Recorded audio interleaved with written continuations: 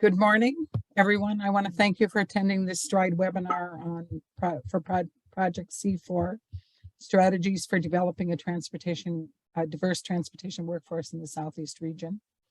If you have any questions along the way, feel free to put them in the chat and we'll circle back to them at the end of the presentation. This webinar is being presented by 3 members of the project team.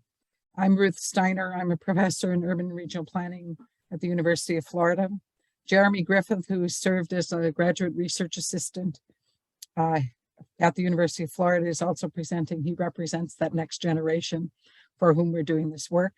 And Dr. Stephen Click, who is a professor of civil and environmental engineering at Tennessee Tech. In addition to the 3 presenters today, we have a much broader team that represents 6 of the STRIDE universities: Florida Atlantic, North Carolina State, University of Alabama, Birmingham, the Citadel, and Tennessee Tech. Next slide, please. This is what the agenda for today is, just an overview. We will go through the study from beginning to end. It's focusing primarily on the findings and the recommendations developed in the study.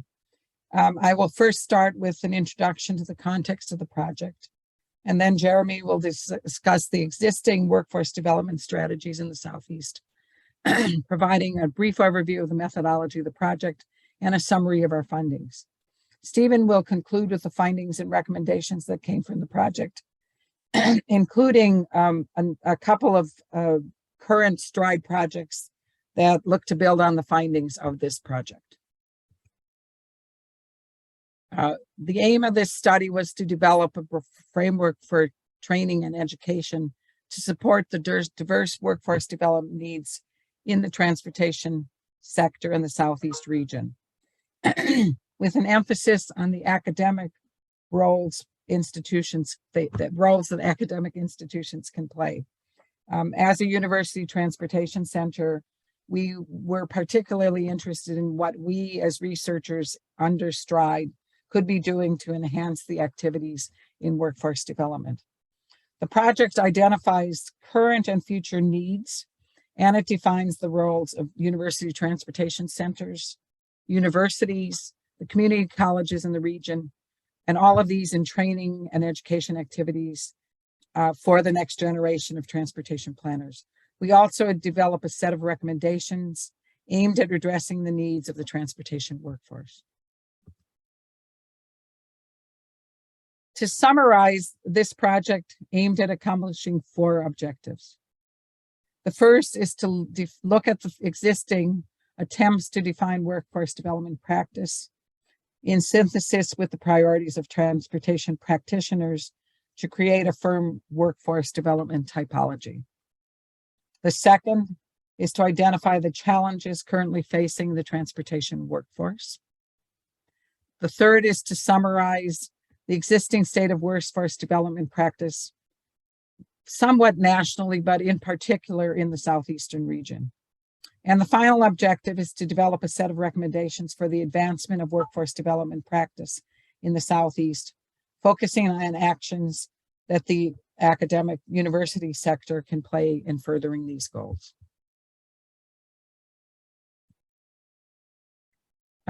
Today's seminar is sponsored by the STRIDE Center. STRIDE is the 2016 University Transportation Center for the Southeast region. We are a consortium of 10 Southeastern colleges and universities with the University of Florida as the lead institution. Our mission is to develop novel strategies for reducing congestion. We invite you to contribute questions at the end through the chat box or through the question and answer, and we'll answer them at the end of this presentation. In thinking about this work, one of the things we realized was that the transportation workforce development is both significant, although smaller than some other sectors, but it represents somewhere around 4.6% of jobs in the broader Southeast region. When we look at the states represented by STRIDE, it's about 4.9% of all job employment. And this ranges from 2.3% in Puerto Rico, 3.9% in South Carolina. And it goes as high as 6.8% and 6.6% in Kentucky and Tennessee. At this point, I'm going to turn over the presentation to Jeremy, who will discuss what we learned in the project.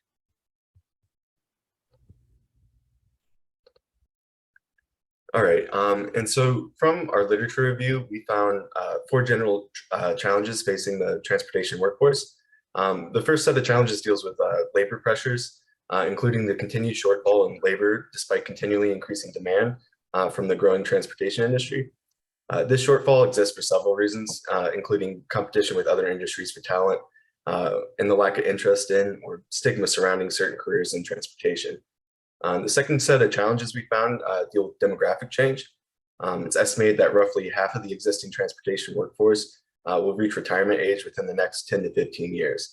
And so the industry will need to figure out how to attract and retain the next generation workforce and provide them with the knowledge necessary to succeed. The third set of challenges concern the continued lack of gender and racial diversity seen in the transportation industry. And the fourth set pertains to the increasingly interdisciplinary nature of transportation work due to the modernization of labor practices and the emergence of new technologies. And so when looking to synthesize the state of transportation workforce development practice, we found 3 main areas of concern. This is recruitment, retention, and training or continuing education. Recruitment strategies include K-12 education and mentorship programs, diversity recruitment programs targeting women and minorities, and other communication and marketing programs aimed at attracting the next generation workforce. Retention strategies focus on reducing voluntary turnover and improving the physical or cultural workplace environment. And training strategies are the most commonly identified functional workforce development efforts and include strategies to develop or strengthen key competencies necessary for the success of existing employees. And this exists along the career pathway, so entry, mid, and late career employees. And so to get into a little bit about the methodology of this project employed a mixed methods approach to data collection, relying on the synthesis of information from an introductory stakeholder meeting, a survey sent to transportation professionals in the Southeast, and a series of interviews with identified industry experts, both from within the region and from outside. The stakeholder meeting was the first step in our methodology and was used to validate the findings of the literature review and to focus the other means of data collection.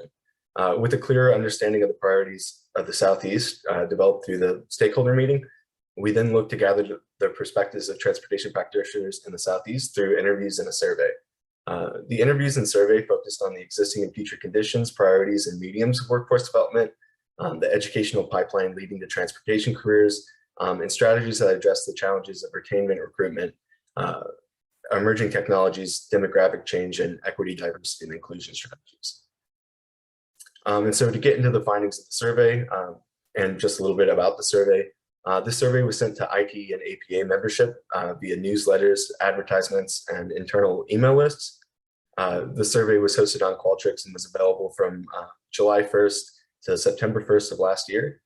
The survey included 30 questions that followed an organizational strategy that was informed by the stakeholder meeting and the literature review. At the end of this 2-month period, we had 43 complete responses, which were summarized and processed through NVivo. And in doing so and doing the analysis, we found 6 major findings.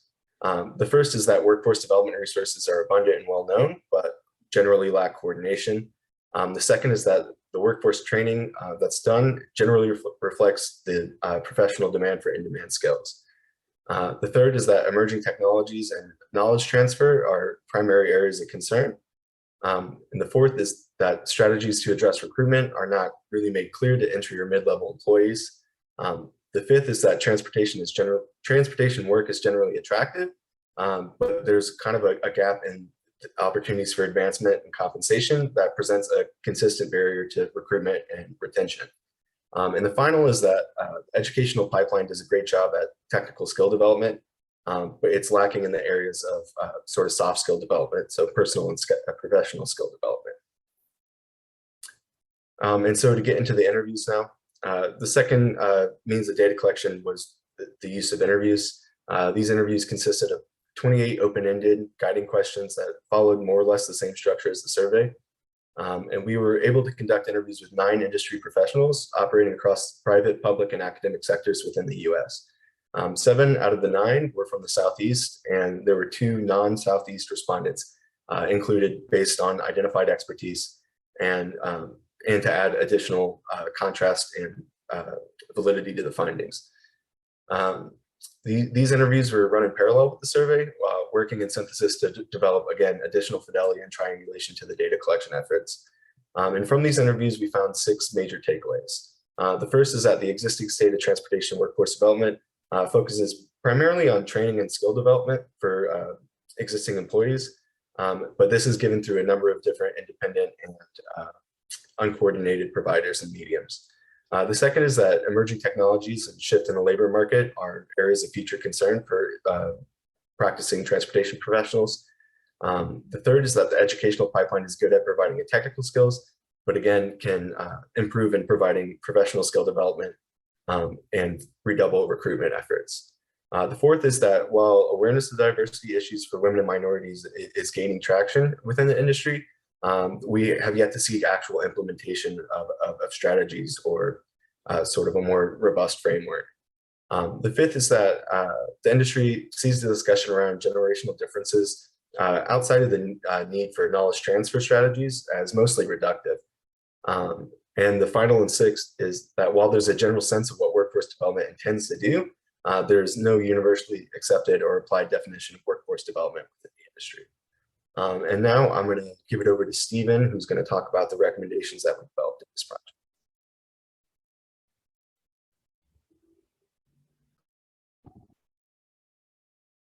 Good afternoon or good morning, depending on where you are. First of all, a quick overview of how the recommendations are sorted out. Because of the breadth of the project, we divided them into these 5 areas: recruitment, academic prep, training, retention, and collaboration and coordination. There's a total of 17 recommendations, split up as shown on the slide. Next, please. So in terms of recruitment, one of the findings was this idea that we need to conduct recruitment earlier. And by this, we're particularly talking about the K-12 area. We need students to be prepared when they get to college. And so we're having to try to capture them so that they get the right math classes in high school to be able to qualify. And then the second is to do recruitment outside of traditional educational pathways.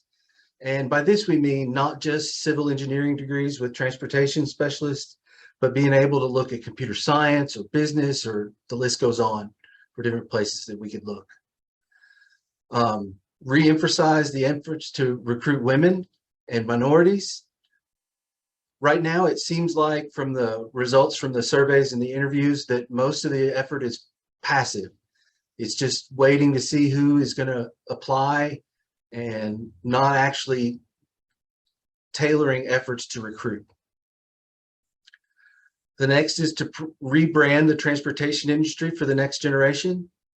The basic concept here is that people think they know what transportation engineers do, but they really don't know all of the things that transportation industry offers as career paths. So we need to get this ideas out of all of the different types of careers that are available so that we attract more people because they see something that is interesting to them. And then we need to look at our competing industries, primarily the tech sector. They're recruiting engineers out from our labor pool. And so we need to look at how they're doing that and what they're doing to attract those and take some hints from them and figure out how we can continue to attract the best people. Next slide. So in terms of academic preparation, we need to make some updates to our educational pipeline. For example, there are topics of data management, computer science, and the soft professional skills that were mentioned before that we're not doing as good of a job in our traditional education pipeline. We need to revamp in order to get to it. We need to create opportunities for interdisciplinary education. In the workforce, a lot of our positions require interdisciplinary work, and so we need to introduce that to students as early as we can. Third one is to support the development of partnerships and pathways with community college and technical schools. When we talk about pathways, we've got this idea that it ought to be possible to start your education at a community college or a technical school and then move into a university degree. And when we talk about partnerships, we're talking about the idea that there are a lot of transportation related careers that do not require a university degree. They're perfectly capable of being performed by those with a community college or technical school degree. So we need to get that information out because there are a group of people for whom that would be more attractive. The next is to promote opportunities for pre-professional industry exposure. And what we're talking about here are things like mentors from the industry to students, internships to give students the opportunity to try out different career options, and opportunities for industry to come to campus so that you can interact with students as they're working through things. Next slide, please. In terms of training, additional improved opportunities for tech skills training. A lot of our fields are evolving rapidly because of changes in technology level. And so this is an area where we need to continue to make sure that there's industry training available. Promote multiple training delivery methods. From our interviews and surveys, it was very clear that a lot of agencies went to online training during COVID, but then they kind of backed up and are back to doing only in-person training. And while it's not always applicable, there are many instances in which online training that can be performed or used on demand can be just as effective. And the last is to promote the use of knowledge management systems. Because of aging out, that Jeremy talked about the portion of the workforce that might retire in the next 10 years. And so I remember from my days working for the North Carolina Department of Transportation that there were 2 or 3 people in the building that if you had a question about a particular area, you went to one of those people and they would have the knowledge to help you with your questions. But then they eventually retired, and because none of that knowledge was written down anywhere, it was simply lost. So we want to avoid those losses of knowledge. Next slide, please. In terms of retention, I'm going to start with the second box, and that's competitive compensation. We've seen it all around that if the private sector has higher salaries for the same kind of work, then it's difficult for the public sector to hang on to those employees. And it creates a problem of experience and a problem of capable work in the public agencies.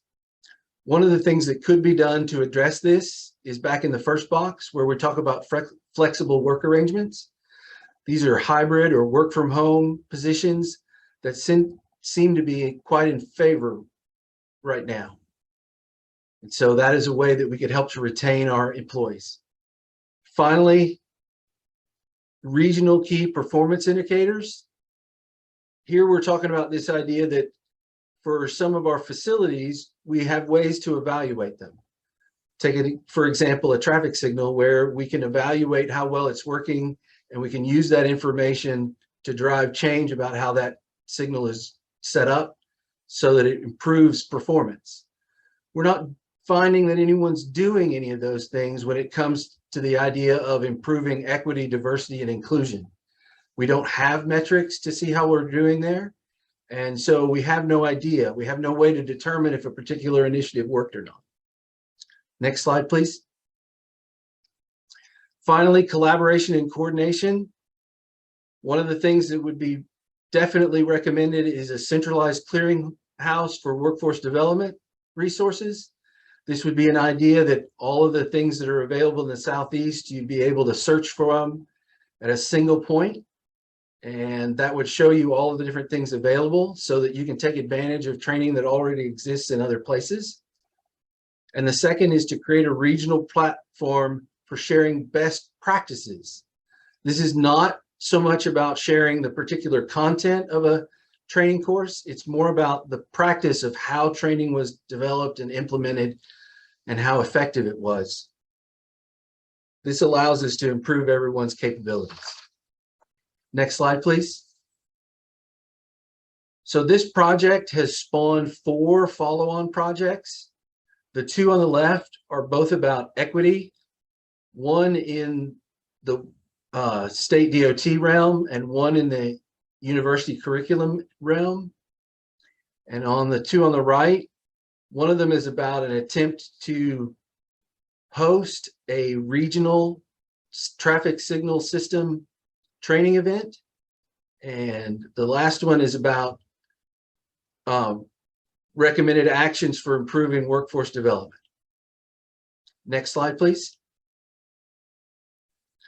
So in conclusion, the greatest barrier that we've seen is the lack of coordination within the region. It seems that everybody's trying to do things on their own and they're not taking advantage or even aware of opportunities that are nearby. We're also lagging on recruitment and retention, including K-12, labor practices, and diversity. But one strength that we found is the technical skill development for existing employees. It does seem that we have great strengths there that we'd like to leverage. Next slide, please. So if you have questions, and I see that we already have some, we'd appreciate if you'd enter those questions in the chat box. And then we just uploaded to the chat a brief survey link.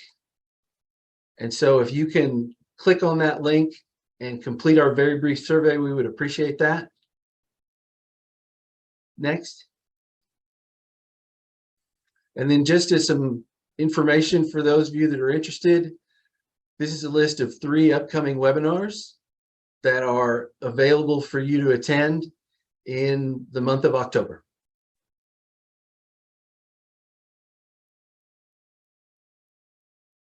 Thank you for your attention, and we will start working through our questions now. Okay. We have one question, and we certainly welcome more, but we also know you're filling out that survey. So maybe you can do that while we answer this first question. The question is there a resource you would recommend that tracks compensation and transportation related employment? And I immediately thought of the Bureau of Labor Statistics. And I was assuming Jeremy. So I have someone says chat is disabled. Go to the Q&A section. That would be the other place you can ask the question.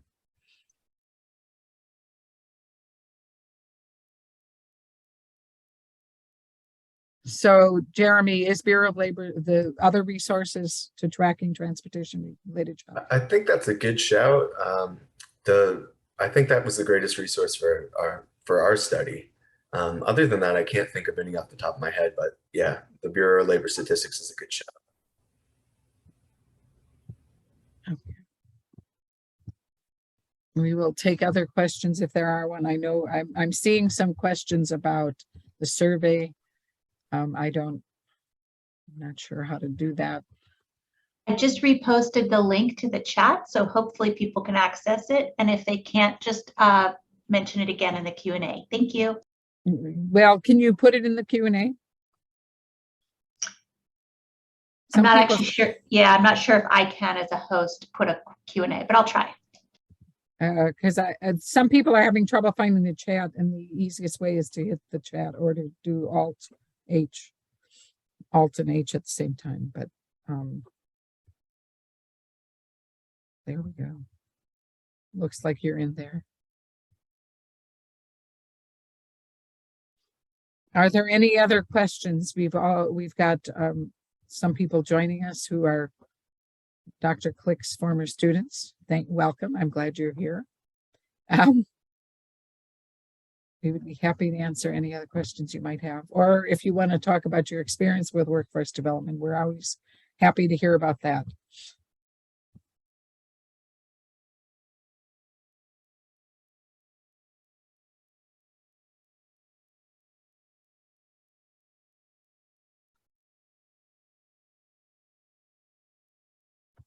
Okay, do you have recommendations for types of organizations who would host a regional clearinghouse? We're looking to answer that question. The follow-on project D6 that Stephen mentioned, recommended actions for workforce development practices. We are, in fact, Jeremy is working with Stephen and I to look at what are some of the existing activities going on. We are in discussions about how we will present that data, but and certainly the University of Memphis had done had put together a set of resources about 6 years ago, 2016 or so. Yeah, I think it was around 2013 to about 2016. Okay. Yeah, it was the SETWC, so the Southeastern Transportation Workforce Center, which is at the University of Memphis, and I'm pretty sure it's still led by Stephanie Ivy. But yeah, they used to have host the clearinghouse for resources in the Southeast, but I don't think they've updated it. I don't think it's live now anyway. So yeah, we're in our follow-on project. That's Stride Project D6, I think, right? Yeah, we're looking to do that ourselves and explore the options there. I think the academic sector is the most likely and most appropriate organization that would host that type of clearinghouse, just because they'll have the ability to continually update that data and independently kind of gather that information. So hopefully that answers your question. So we also had a question. Did you consider how the pandemic may have impacted the workers' response to your research?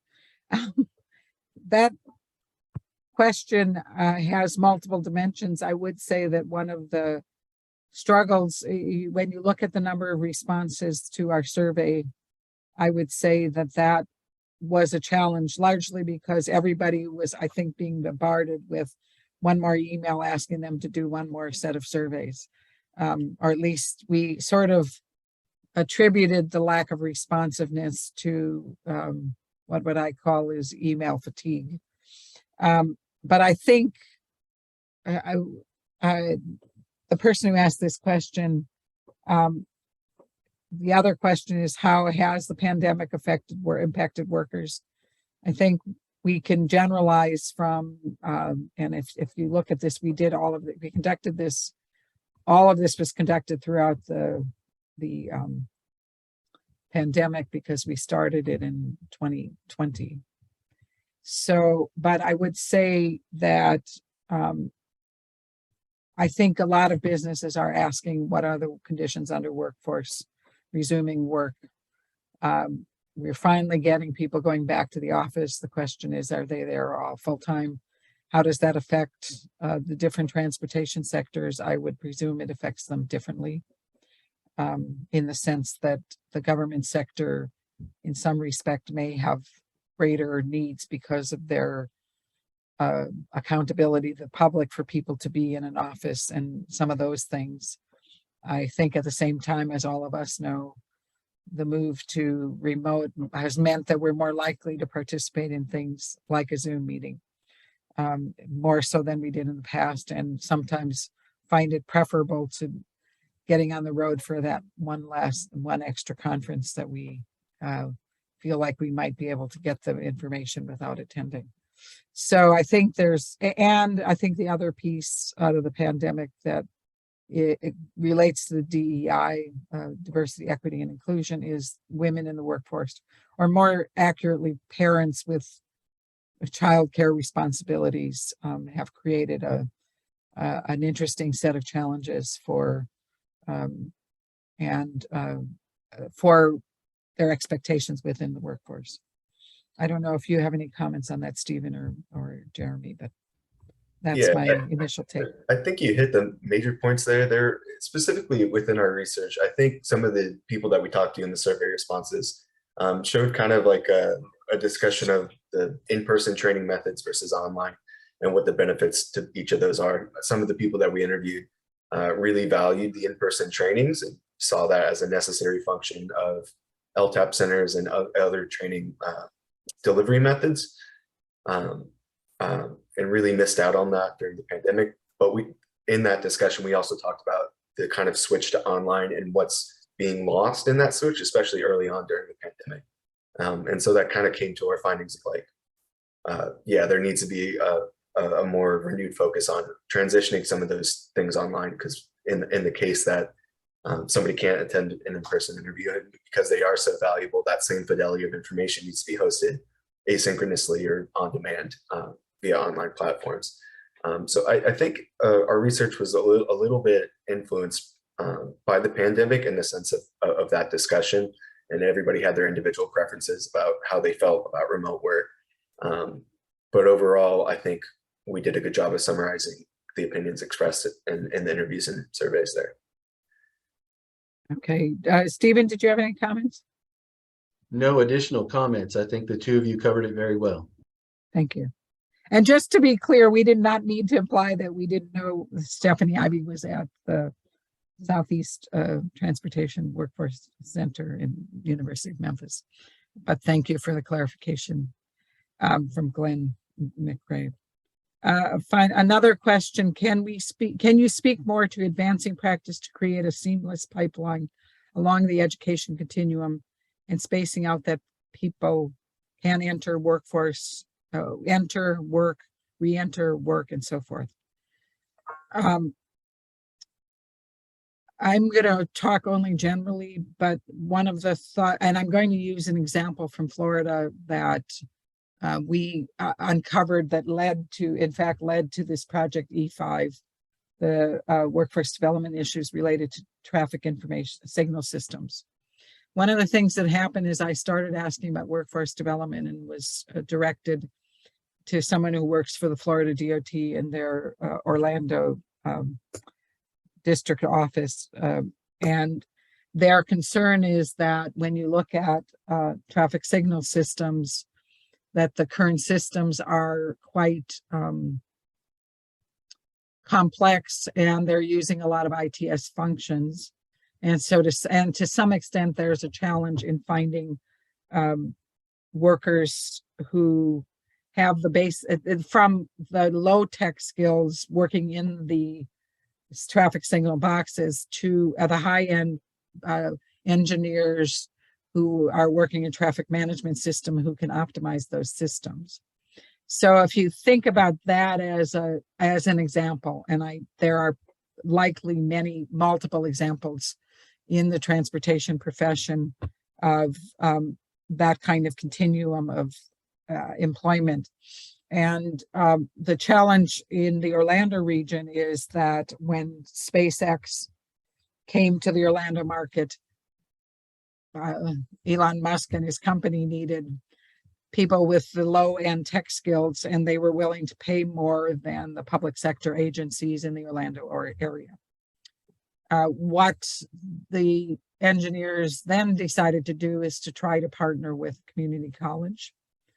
And they had ongoing discussions. Then COVID came and the sort of priorities changed and the discussions and conversations fell through. But I see that sort of as and in some respects, they attributed to IIT as a national workforce development organization that was teaching some of those basic skills. And they were training people to do those kind of basic electronic skill kind of things.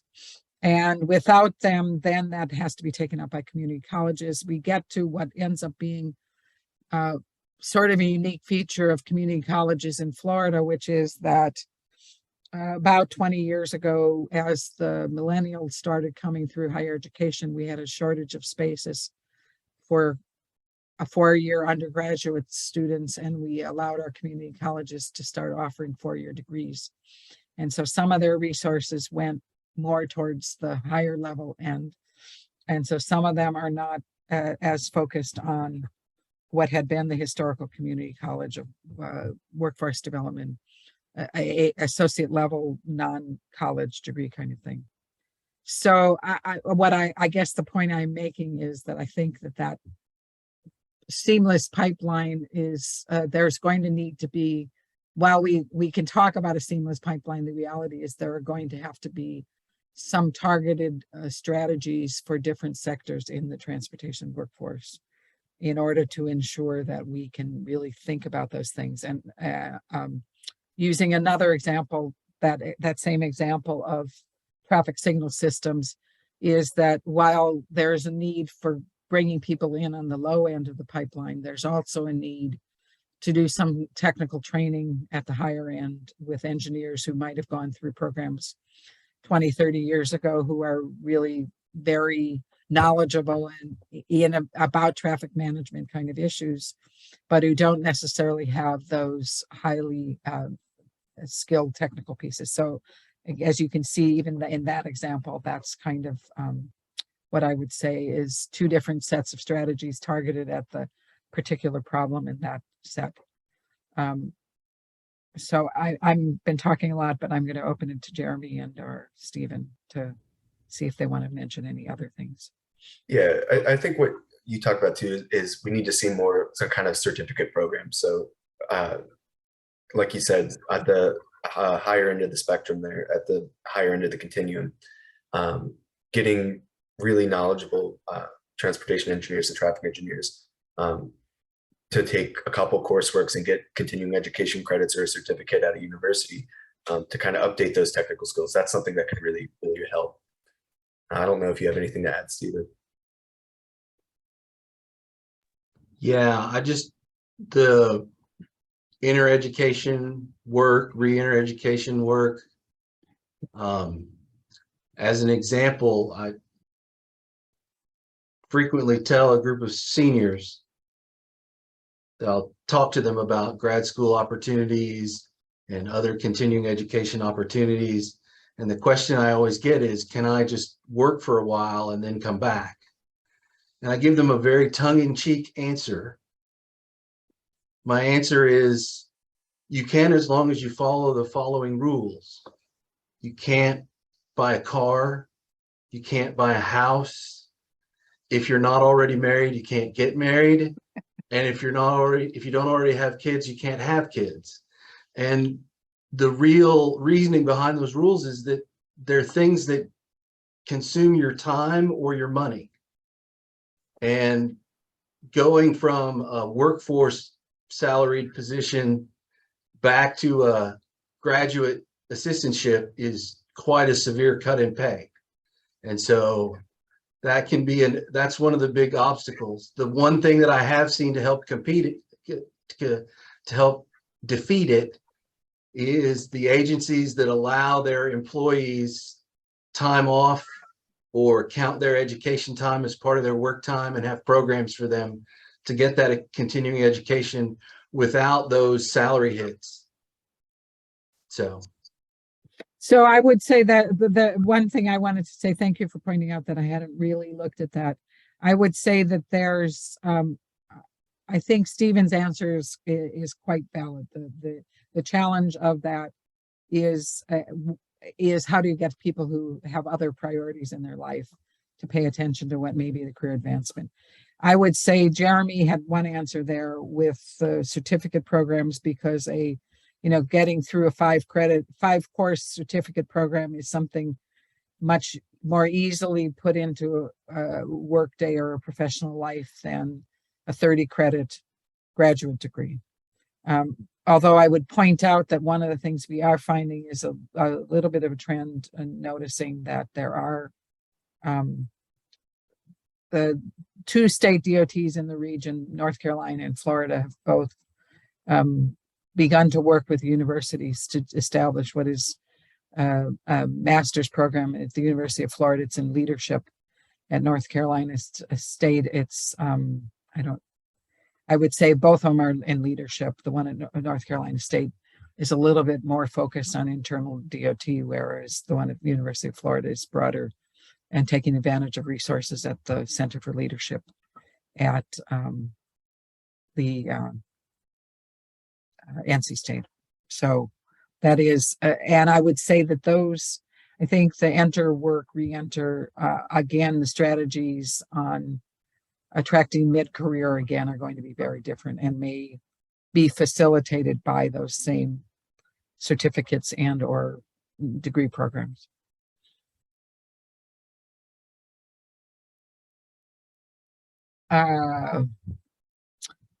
Bridget, okay. Quick follow-up question on traffic signal workforce initiative. Are you coordinating with ITS PCB? I'm going to throw this to Stephen. They are building on resources and support for ongoing partnerships. So that project is in its infancy, but I have written that down as something that we need to consider. Thank you. And we finally have, are there any federal programs you see effectively supporting the obstacles facing transportation workforce development?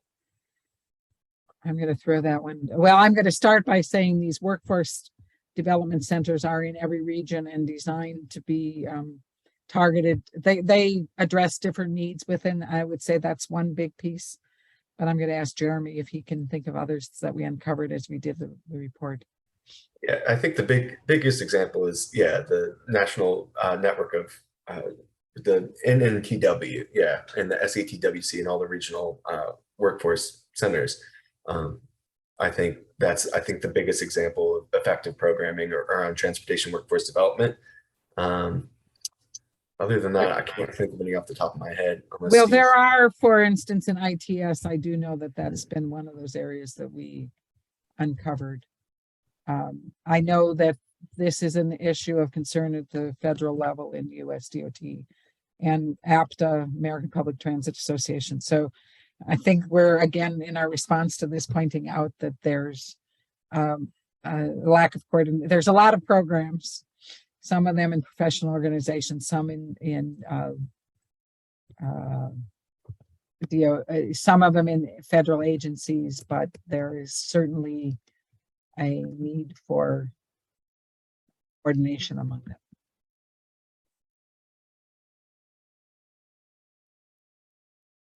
And there is, I'm going to put a link to a workforce development website on the DOT website.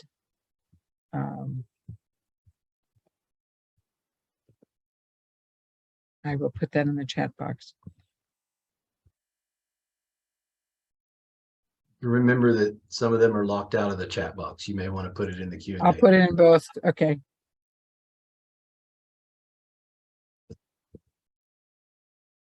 Oh, I made a mistake. We can also send links out in a follow-up email. That sounds like a good idea, but I will put it out here right now.